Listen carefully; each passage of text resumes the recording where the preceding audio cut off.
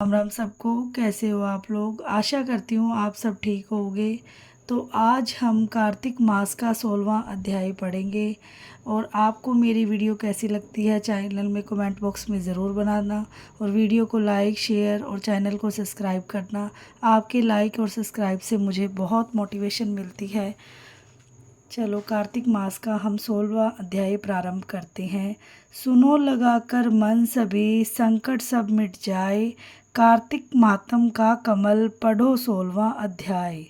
राजा पृथु ने कहा, हे नारद जी, ये तो आपने भगवान शिव की बड़ी विचित्र कथा सुनाई है।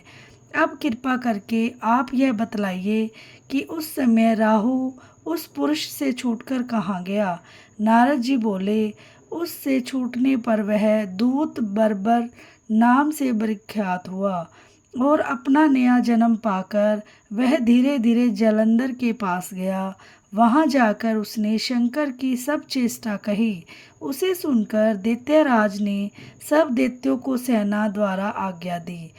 काल नेमी और शुभ निशुंभ आदि सभी महाबली दैत्य तैयार होने लगे। एक से एक महाबली दैत्य करोड़ों करोड़ों की संख्या में निकल युद्ध के लिए जुट पड़े। महाप्रतापी सिंधु पुत्र शिवजी से युद्ध करने के लिए निकल पड़ा। आकाश में मेघ छा गए और बहुत अपशकुन होने लगे। शुक्राचार्य और कटे सिर वाला राहु सामने आ गया और उसी समय जलंधर का मुकुट खिसक गया, परंतु वह नहीं रुका। उद्र इंद्र आदि सब देवताओं ने कैलाश पर शिवजी के पास पहुंचकर सब वृतांत सुनाया और यह भी कहा कि आपने जलंधर से युद्ध करने के लिए भगवान विष्णु को भेजा था। वह उसके वशवृत्ति हो गए हैं और विष्णु जी लक्ष्मी सहित जलंधर के अधीन हो उनके घर में निवास करते हैं। अब देवताओं को भी वहीं रहना पड़ता है। अब वह बलि सागर पुत्र आपसे युद्ध करने आ रहा है, अतएव आप उसे मारकर हम सबकी रक्षा कीजिए। यह सुनकर शंकर जी ने विष्णु जी को बुलाकर पूछा, हे ऋषिकेश, युद्ध में आपने जलंधर का संहार क्यों नहीं किया और बैकुंठ छोड़ आप उसके घर में कैसे चले गए। यह सुनकर विष्णु जी ने हाथ जोड़कर नम्रता पूर्वक भगवान शंकर से कहा, उसे आपका अंशी और लक्ष्मी का भ्राता होने के कारण ही मैंने नहीं मारा है। यह बड़ा वीर और देवताओं से अजय है। इसी पर मुग्ध होकर मैं उसके घर में निवास करने लगा हूँ।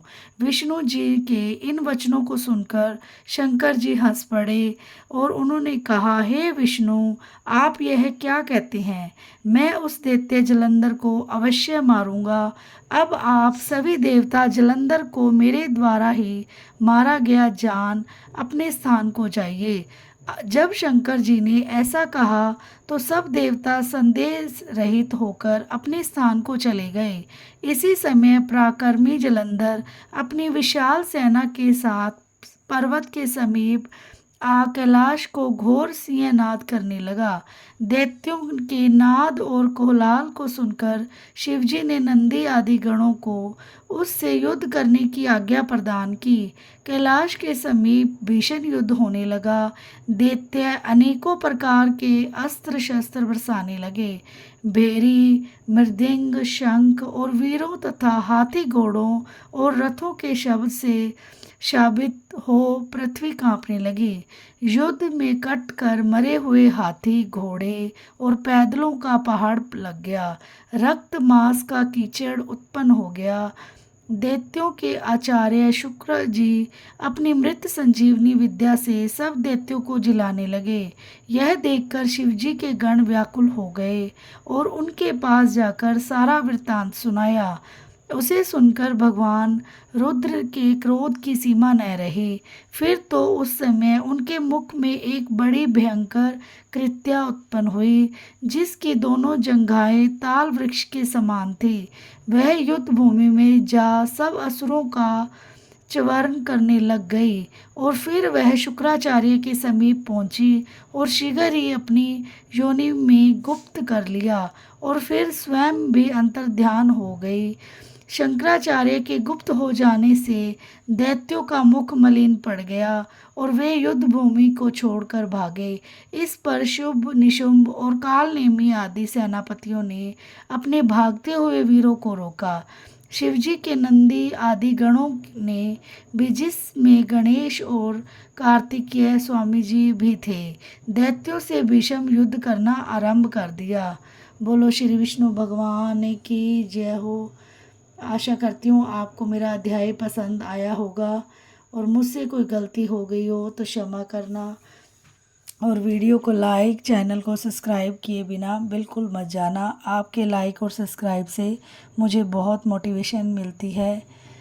तो कीर्तन करते हैं। श्रीमन नारायण नारायण नारायण, भजमन नारायण नारायण नारायण, लक्ष्मी नारायण नारायण नारायण, श्रीमन नारायण नारायण नारायण।